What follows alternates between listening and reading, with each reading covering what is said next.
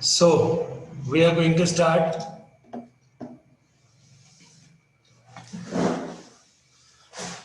तो next topic अब हम स्टार्ट करने जा रहे हैं biotechnological applications in medicine. Biotechnological applications in medicine. तो बायोटेक्नोलॉजी को हेल्थ फील्ड में हमने कैसे यूज किया या मेडिसिन टेक्नोलॉजी के अंदर हमने कैसे यूज किया उस चीज को डिस्कस करने जा रहे हैं। Using recombinant DNA technology we have produced about 30 recombinant vaccines and medicines known as therapeutics. Out of these 30 produced worldwide, approximately 12 are being used in India. तो रिकॉम्बिनेंट डीएनए टेक्नोलॉजी को यूज करके हमने जो therapeutics का मतलब क्या होता है? Drugs with pleasing effect. Drugs मतलब medicine which have pleasing effect on body are termed as therapeutics. The recombinant DNA technological process have made immense impact in the area of healthcare by enabling mass production of safe and more effective therapeutic drugs. Further, the recombinant therapeutics do not induce unwanted immunological response as in common in the case of similar products isolated from non-human sources. तो पहले के time पे हम जो medicine prepare कर रहे थे वो कहां से ले रहे थे? किसी ना किसी और एनिमल या प्लांट प्रोटीन से तैयार कर रहे थे. डेफिनेटली एनिमल या प्लांट प्रोटीन्स डिफरेंट होती हैं as compare to the proteins of the human. तो वो मेडिसिन जो एनिमल या प्लांट में से हमने प्रिपेयर की थी, अगर उसको एडमिनिस्टर करते हैं ह्यूमन के अंदर तो डेफिनेटली कुछ ना कुछ साइड इफेक्ट तो शो होंगे ही होंगे. तो अब हमने ह्यूमन से ही मेडिसिन तैयार करनी शुरू कर दी. इसकी एक एग्जांपल हम पढ़ेंगे जेनेटिकली इंजीनियर्ड इंसुलिन के बारे में, जिसका नाम क्या है? Humulin. At present, underline this, at present about 30 recombinant therapeutics have been approved for human use the world over. In India, 12 of these are presently being marketed. Clear?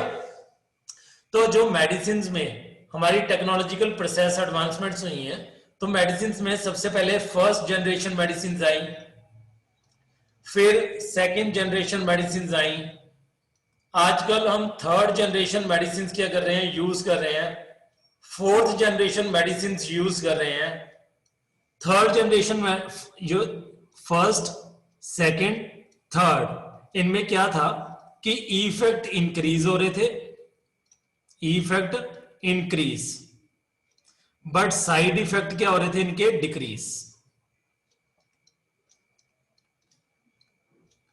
तो normally जो हम मेडिसिन लेते हैं they are third generation medicine.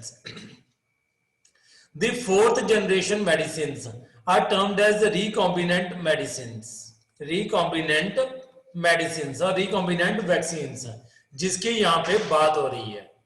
आने वाला जो हमारा future है, that would be the fifth generation medicines which would be based on nano robotics technique, employing nanotechnology, which is a branch of biotechnology. तो नैनो टेक्नोलॉजी एक बहुत छोटी सी branch है बायोटेक्नोलॉजी की. इसके अंदर नैनो रोबोटिक्स को यूज करके हम क्या प्रोड्यूस करेंगे? फिफ्थ जनरेशन मेडिसिन प्रोड्यूस करेंगे, which would be our future. ये हमारा फ्यूचर की मेडिसिन होंगी. नैनो रोबोटिक्स का मतलब क्या है? सिंपल जी लैंग्वेज में बोलूं तो उस मेडिसिन के अंदर कुछ छोटे छोटे रोबोट्स होंगे, नैनो रोबोट्स होंगे, विच वुड बी प्रोग्राम्ड, जिनकी प्रोग्रामिंग की जाएगी, which would be programmed to kill the foreign cells. हमारी बॉडी के सेल्स को आइडेंटिफाई करके उसकी प्रोग्रामिंग कर देंगे कि उनको किल नहीं करना, लेकिन जो भी बॉडी का अपना सेल नहीं है, जो फॉरेन सेल है, उसको क्या करना है, किल करना है। क्लियर? तो इस बेस्ड पे होंगी नैनो रोबोटिक्स के अंदर, नैनो टेक्नोलॉजी को यूज करके मेडिसिन बनेंगी। तो यहाँ पे हम जेनेटिकली इंजीनियर्ड इंसुलिन की बात कर रहे हैं, यानी कि ह्यूमुलिन की बात करने जा रहे हैं। तो ह्यूमुलिन क्या चीज है, जहां पे मैं आपको सबसे पहले समझा रहा हूं। तो जब डायबिटीज मेलाइटस होती है, हमें डायबिटीज मेलाइटस, कौन सी diabetes mellitus, insulin dependent diabetes mellitus, जिसको शॉर्ट में क्या बोलते हैं, IDDM, जो हमने +1 में स्टडी किया था। तो जो IDDM है, that is insulin dependent diabetes mellitus है, मतलब इंसुलिन की कमी के कारण होती है। उस डायबिटीज मेलाइटस को किस प्रकार से ट्रीट किया जा सकता है या उसका इलाज क्या है, इंसुलिन के शॉट्स, इंसुलिन एडमिनिस्टर कर सकते हैं। अब क्वेश्चन है कि वो इंसुलिन कहां से आ रही थी, तो इंसुलिन कहां से आ रही थी, insulin was extracted from pigs, cows, monkeys, etc. Pigs या काउस ये क्या है, नॉन प्राइमेट्स, यानी कि ये हमारे पूर्वज नहीं है। लेकिन मंकीज क्या है, ये प्राइमेट्स हैं, ये हमारे पूर्वज हैं। तो इनकी इंसुलिन एक्सट्रैक्ट करके किसको दी जा रही थी, ह्यूमंस को। डेफिनेटली एनिमल्स की इंसुलिन और ह्यूमन की इंसुलिन में डिफरेंस तो हो गई। जब एनिमल की इंसुलिन ह्यूमन को दे रहे हैं तो कोई ना कोई साइड इफेक्ट तो होगा, that is there were side effects. तो उस इंसुलिन की प्रोडक्शन को बंद करके हमने क्या किया, हमने मतलब एक कंपनी थी Eli Lilly company, Eli Lilly company ने 1983 के अंदर 1983 के अंदर ह्यूमन लाइक इंसुलिन प्रोड्यूस कर दी लेबोरेटरी के अंदर, human like insulin which was termed as Humulin, HUMULIN, known as Humulin.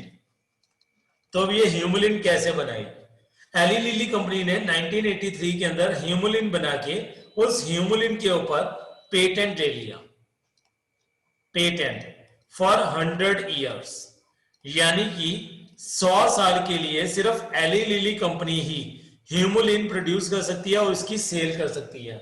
कोई और कंपनी प्रोड्यूस नहीं कर सकती, कोई और कंपनी उसको सेल नहीं कर सकती। क्लियर? इसके बाद एक क्वेश्चन आता है, अभी रीड करेंगे सारा paragraph. Think about whether insulin can be orally administered to diabetic people और नॉट, व्हाई। ऑरली, ऑरली मतलब मेडिसिन की तरह, जैसे माउथ के थ्रू हम ऑरली ले लेते हैं दवाइयां, तो क्या इंसुलिन को ऑरली एडमिनिस्टर किया जा सकता है? Answer is no. क्यों? क्योंकि इंसुलिन क्या है, insulin is a protein, insulin is a protein. अगर हम उसको इंसुलिन को ऑरली ले रहे हैं तो वो प्रोटीन यानी कि वो इंसुलिन कहां पे जाएगी, स्टमक के अंदर। स्टमक के अंदर क्या है, एसिड। वो इंसुलिन यानी कि प्रोटीन को क्या कर देंगे, डीनेचर कर देंगे, यानी कि उसके इफेक्ट को खत्म हो जाएगा, उसका इफेक्ट। डीनेचुरेशन मतलब प्रोटीन डाइजेस्ट अप हो जाएगी। तो इसलिए इंसुलिन को हम ऑरली नहीं ले सकते, that insulin has to be injected.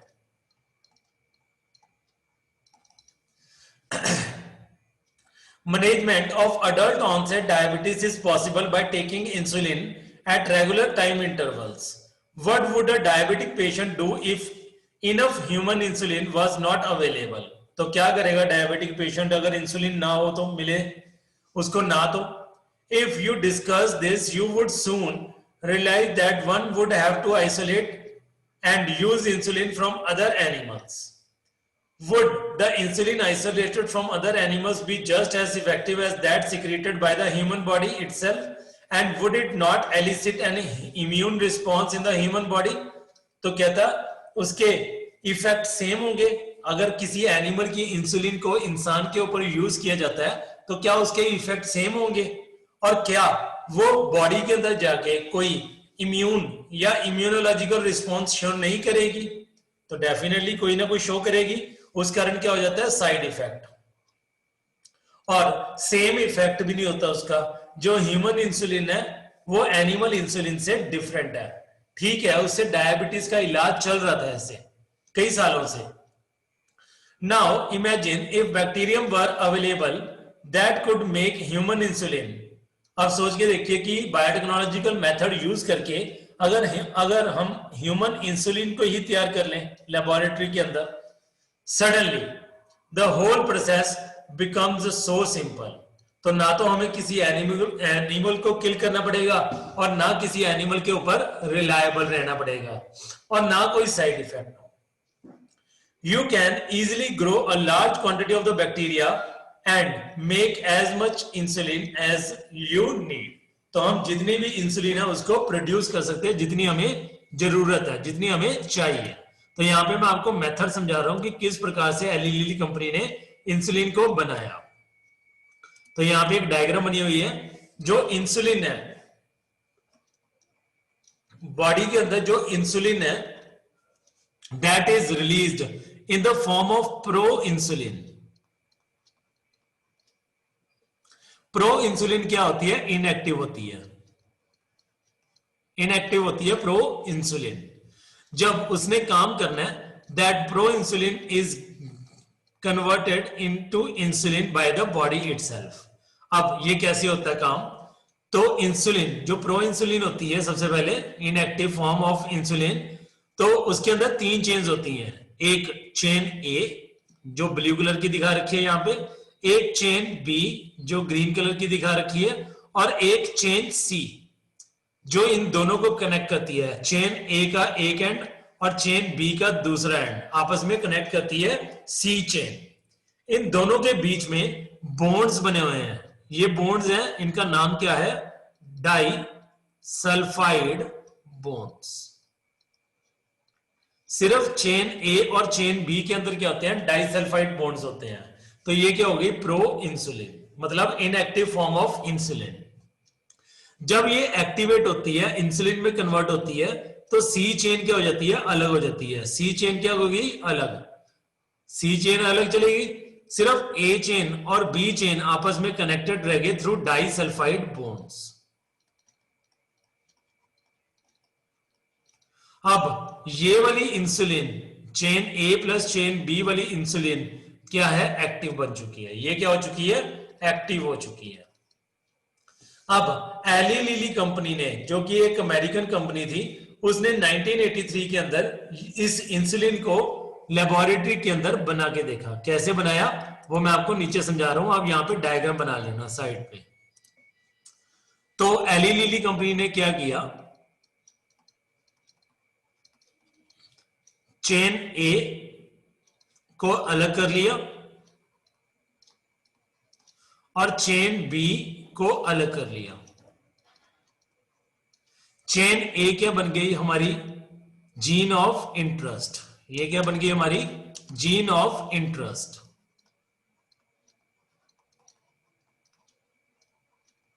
इसी प्रकार से चेन बी क्या बन गई? हमारी gene of interest. Chain A को सबसे पहले उन्होंने PBR 322 नाम के एक प्लाज्मिड, जो क्या था? सिंथेटिक। पी का मतलब प्लाज्मिड, हमने लास्ट चैप्टर के अंदर किया था। प्लाज्मिड। बी का मतलब बॉलीवर, साइंटिस्ट था बॉलीवर, और सेकंड साइंटिस्ट था रॉड्रिक्स। इन्होंने सिंथेटिक प्लाज्मिड बना के दिखाया था। जिस लैब में ये काम कर रहे थे वहां पे ये 322 नंबर पे बना हुआ प्लाज्मिड था। So this is a synthetic vector. Synthetic vector. तो उन्होंने क्या किया? चेन ए जो जीन ऑफ इंटरेस्ट थी उसको कंबाइन कर दिया विद PBR 322। सिमिलरली जो चेन बी थी जीन ऑफ इंटरेस्ट उसको भी कंबाइन कर दिया PBr 322 अलग से। दो अलग अलग एक्सपेरिमेंट चल रहे हैं, ये दो अलग अलग एक्सपेरिमेंट्स हैं। फिर ये जो PBr 322 के अंदर जीन ऑफ इंटरेस्ट थी इसको इंसर्ट कर दिया ई कोलाई के अंदर। सिमिलरली जो ये वाला PBr 322 था जिसके अंदर chain B gene of interest थी उसको इंसर्ट कर दिया ई कोलाई के अंदर। तो ई कोलाई क्या बन गया? होस्ट बन गया, होस्ट। क्लियर? अब ई कोलाई ने क्या किया? लार्ज स्केल में चेन ए की प्रोडक्शन शुरू कर दी, और यहां पे ई कोलाई ने क्या किया? लार्ज स्केल में चेन बी की प्रोडक्शन शुरू कर दी। तो हमारे पास चेन ए और चेन बी लार्ज अमाउंट्स में बननी शुरू हो गई। फिर फाइनली क्या किया कि चेन ए और चेन बी दोनों के अंदर क्या बना दिए? Disulphide bonds. तो ये क्या बन गई हमारी? इंसुलिन। चेन ए और चेन बी को कंबाइन करके क्या बन गई हमारी? इंसुलिन। क्लियर? तो इस प्रकार से इंसुलिन को प्रिपेयर किया गया।